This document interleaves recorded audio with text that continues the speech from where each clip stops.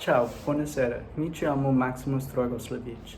Today I'll be showing you how to cook the Arista Pork loin, otherwise known as the Arista Pork loin.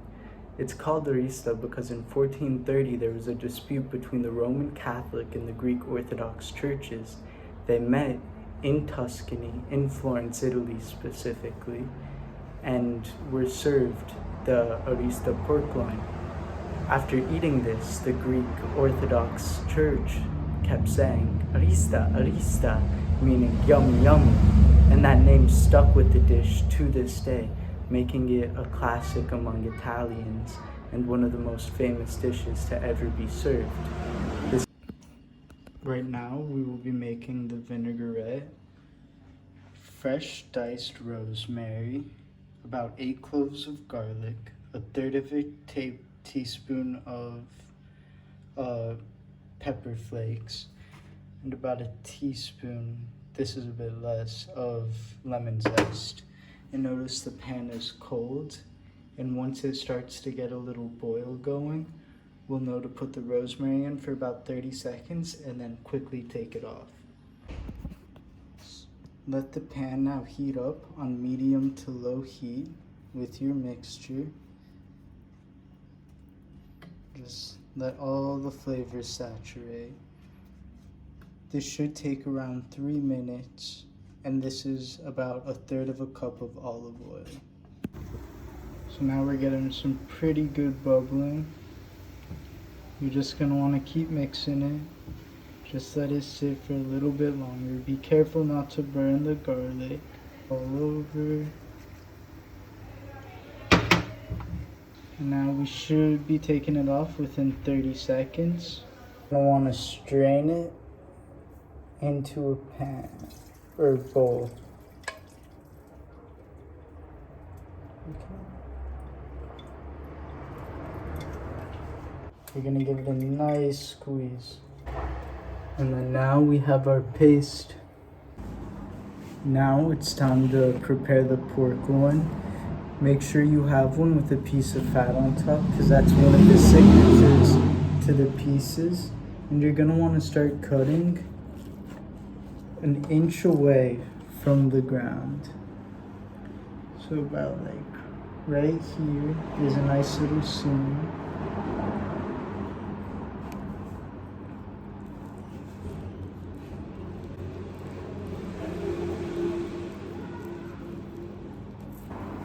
Cut in and then pull apart a little bit.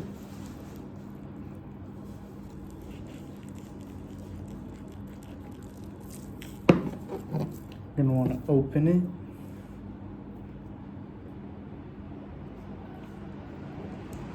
And then do it again on this side. As you get near that final little piece, be careful not to go all the way. Should have a somewhat flat piece of pork. So by the end you should have somewhat, it should be flat, but somewhat flat piece. To fix whatever errors, you can take saran wrap, or in my case wax paper. And there you go. A pretty flat piece of pork loin that we can now roll up into the famous dish. So you're gonna season both sides. I did it with salt and pepper. The video sadly cut out. But yeah, as you can see, both sides are generously seasoned. And now it's time to coat the inside with a nice paste you made. So you're gonna take your rubber spatula, with the rubber spatula, just nicely and evenly spread it throughout. And this is what gives it its signature zing to make a typically cheaper cut of pork into a famous piece that ended a dispute.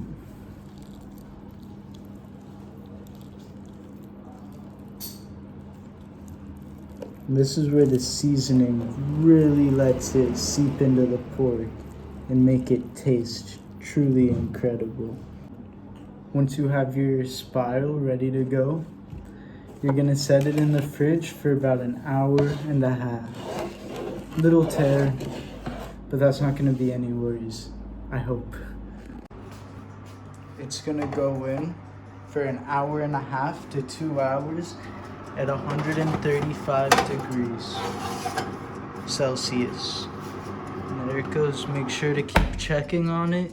To keep moisture in, put tin foil on top. With 30 minutes left, you can remove it to give it the golden brown color.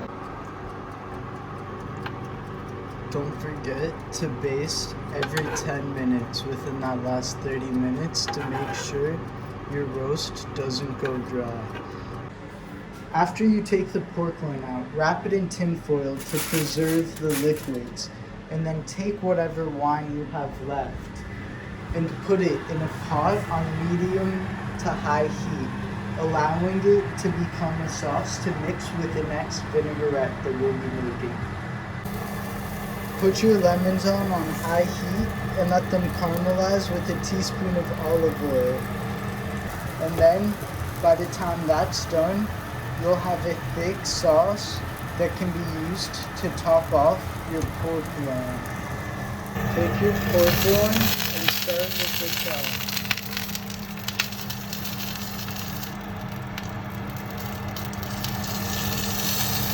As it starts to burn, get each side to get an even char throughout. I chose this dish due to the history behind it and because of the complexity and the challenge it presented for me. I come from a culinary background and wanted to challenge what I was capable of doing.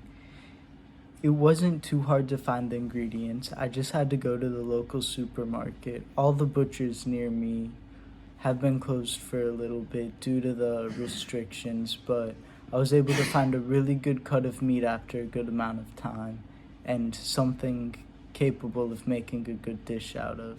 I did do all the grocery shopping myself. Even though there weren't that many ingredients, it was difficult to find the perfect ones. I greatly enjoyed the dish and I plan on eating it tomorrow for my breakfast with toasted bread and make a beautiful sandwich out of it.